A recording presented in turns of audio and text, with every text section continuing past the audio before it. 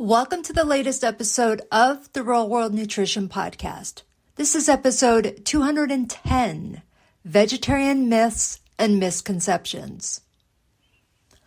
Hi everyone, welcome back to the latest episode of the Real World Nutrition Podcast. I'm Shelly Brielle, registered dietitian nutritionist, and today I'm continuing the series on vegetarian eating. This is the second episode in the series about vegetarian myths and misconceptions.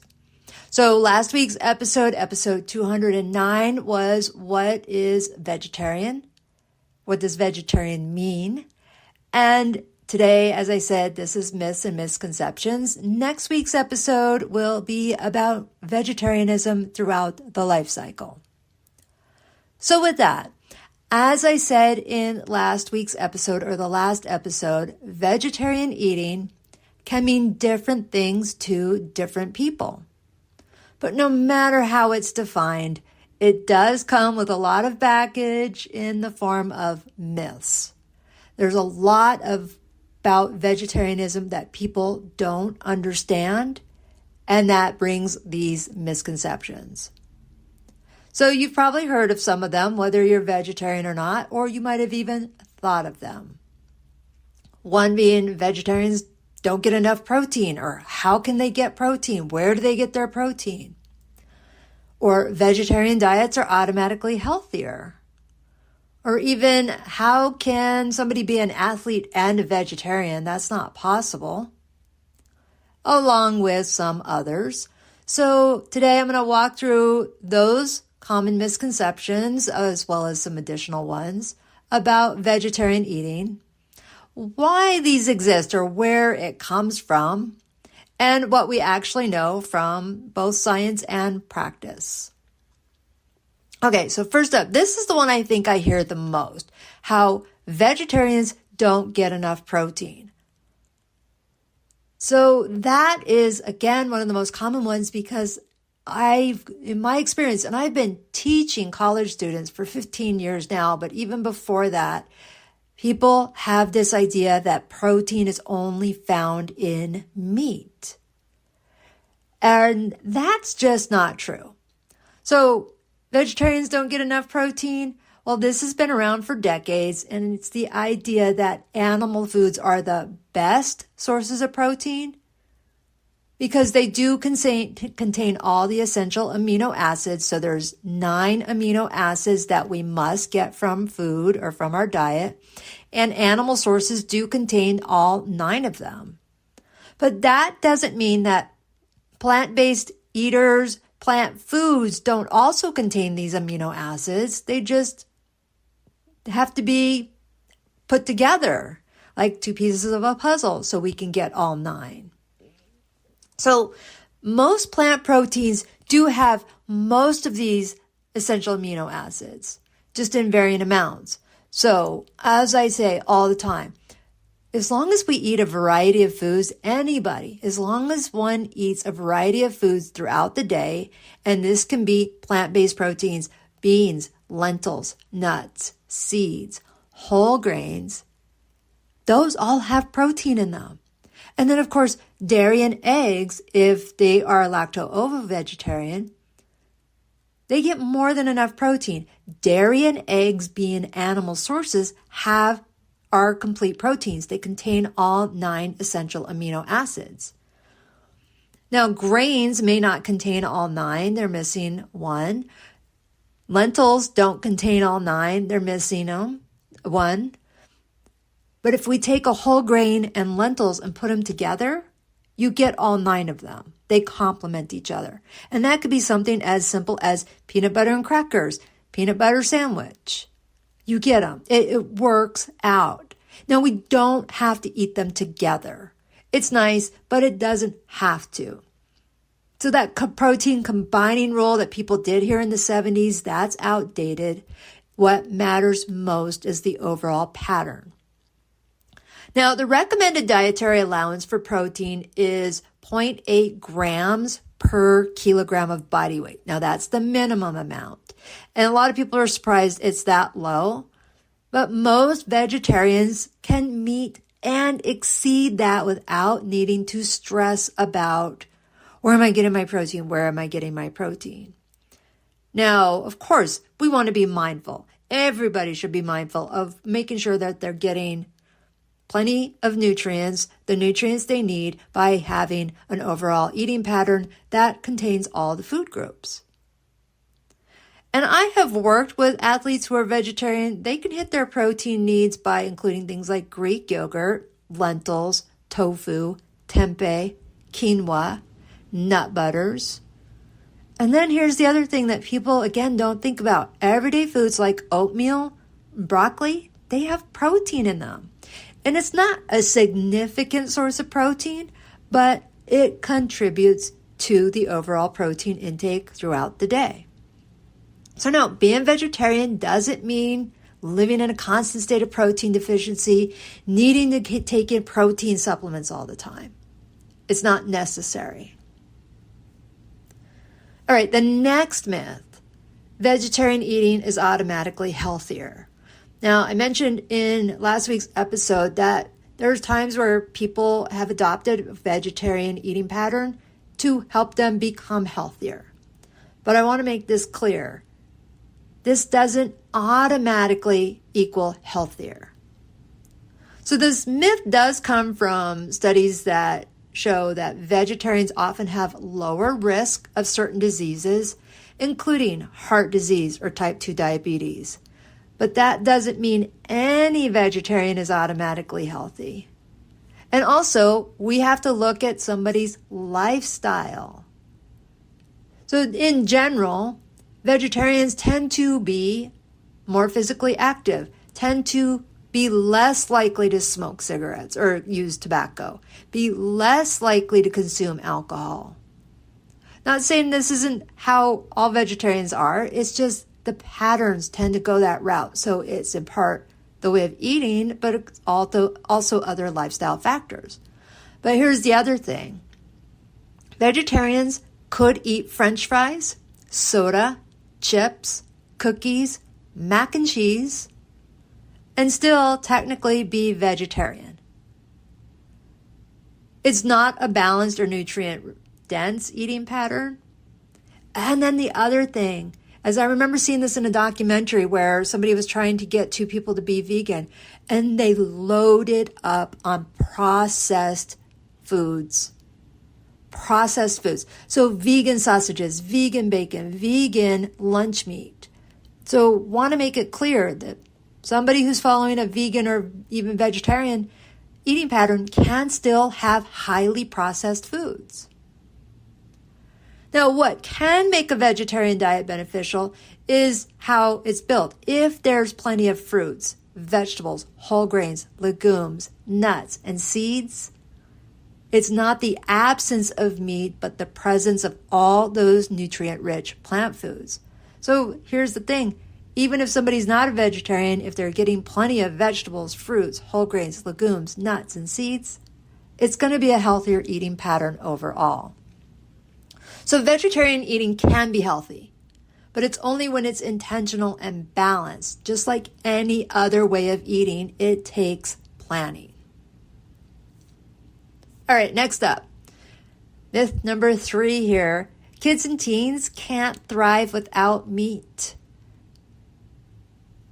This is one myth I hear a lot, is that children or teenagers can't thrive on a vegetarian diet. And I can't tell you how many times I've had concerned parents saying, oh, my daughter is wanting to be vegan, is going vegetarian. My son, how can he do this with, not getting enough protein here? Well, I already addressed the protein thing. So this is very common if the parent or grandparents or family are not vegetarian themselves. And they have this idea that meat equals strength, meat equals growth. But really, as I said earlier, research shows that with good planning, vegetarian diets are nutritionally adequate and safe at all stages of life, including childhood and adolescence. It does take some planning, so we want to pay attention if we're the caregivers of children and adolescents who want to eat this way, and the parents aren't. So we want to make sure that they're getting adequate protein as well as these other nutrients: iron, calcium, vitamin D, B12, and omega-3 fatty acids. Now, this doesn't mean somebody has to go with a supplement. And some of these nutrients, you may need a supplement, but let's say, for example, B12, only found in foods of animal origin. Well, if they're having dairy and eggs, they've got the B12. But there's a lot of breakfast cereals that are fortified with B12. Omega-3 fatty acids, primarily found in seafood. Nuts, not all nuts, walnuts, flaxseed have omega-3s. So if they're not eating seafood or not eating fish, that might be a consideration for a supplement there. Iron, calcium, vitamin D. Well, vitamin D comes from the sun, but most often dairy products, fortified milk, has vitamin D. So again, I'm not going to go into the details of all these things, but these are things that I want to pay attention to, making sure that their nutrient needs are met. And again, depending on what type of vegetarian they are, if they're vegan, it'd be a little bit more detailed here, but if they're still having dairy and eggs and even fish, they should be just fine. Another myth here. Vegetarian diets don't work for athletes. This is completely untrue. Athletes can be vegetarian. So, as I said about protein, yes, protein can be met with a vegetarian diet, but this goes beyond that. Some people have this idea that we must have meat for strength and recovery. And there's the thing is, when I teach sports nutrition in this chapter, the protein chapter is where we talk about vegetarianism, I provide the students with links to all kinds of award-winning, gold medal-winning athletes who are indeed vegetarian and even vegan, even bodybuilders, endurance runners. It can work. Here again, athletes who are vegetarian or vegan need to pay attention to their total calorie intake, the protein distribution, and like I mentioned, the children and teens, iron and B12. So again, proper planning, vegetarian athletes can perform just as well as their meat-eating counterparts and not rely on supplements. It's possible. And then another myth here is vegetarian diets are too limited.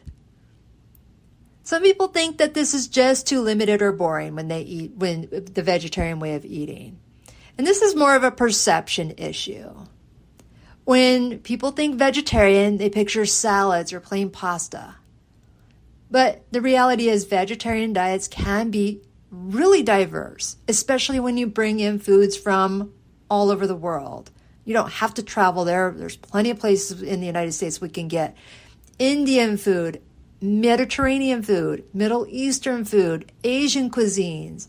There's amazing vegetarian options that are full of flavor and variety. And as I mentioned in last week's episode, there's times where people are eating vegetarian without even realizing that. As I mentioned, like for breakfast, the egg and cheese sandwich or the oatmeal. It is not something that people always think about, but they may, if they pay attention, they may realize they are eating somewhat vegetarian for some meals. In a different class that I do, they are asked to be vegetarian for a day. They can choose what type they are, but a lot of them really tend to freak out. They have to have meat. And I always wonder, do they really have meat for 3 meals a day? I don't know. I don't know if that's what it is, but it's just when people think about it, they start panicking when in fact, again, as I said, they may already be having meals that are vegetarian and vegan and they're just not thinking about it.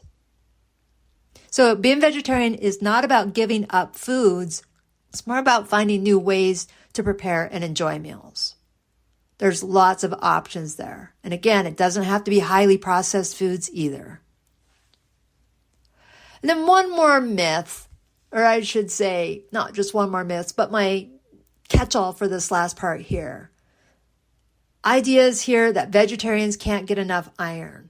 Yes, it's true that the iron from animal-based sources are much more easily absorbed, but we can still absorb the iron from plant foods. If we cook it, the iron's going to be more bioavailable, but also if we have a vitamin C source, it's also going to help with absorption. That doesn't mean somebody needs to pop a vitamin C tablet every time they want to absorb iron. It could be having citrus like mandarin oranges with their spinach salad.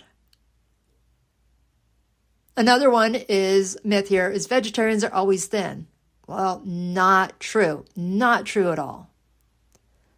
Weight truly depends on over-calorie balance, not whether somebody eats meat.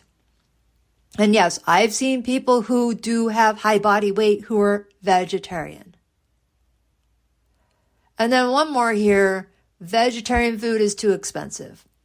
Well, actually, no, it tends to be a little bit more budget friendly. Beans, lentils, grains, these are very, very budget friendly protein foods, especially if you buy dried beans or dried lentils. I teach classes on healthy eating on a budget. And one of the things I say is you can get a pound of lentils, and this time a pound of dried lentils for about $2. So if you're really needing to stretch your budget, that is one of the best things to do. Doesn't mean you have to live on it, but it's not necessarily expensive. Again, if you're not buying the processed vegetarian foods, it's going to be pretty okay. All right, with that, this week's episode, what's the takeaway? Vegetarian is not about protein deprivation, bland meals, limited options. But it also doesn't mean it's automatically healthier just because there isn't meat on the plate. Like any way of eating, it depends on balance, variety, and planning. Okay. With that, that's this week's episode of Real World Nutrition. This is part 2 in the series of 3 that I'm doing. So as I mentioned, last week's episode, or episode 209, what vegetarian really means. Next week, I'll wrap up the series on vegetarian nutrition across the lifespan. And if you look at the link in the show notes, I have last week's episode linked here, as well as a blog that accompanies today's episode and the blog that accompanies last week's episode. All right, everyone. With that, you take care and bye for now.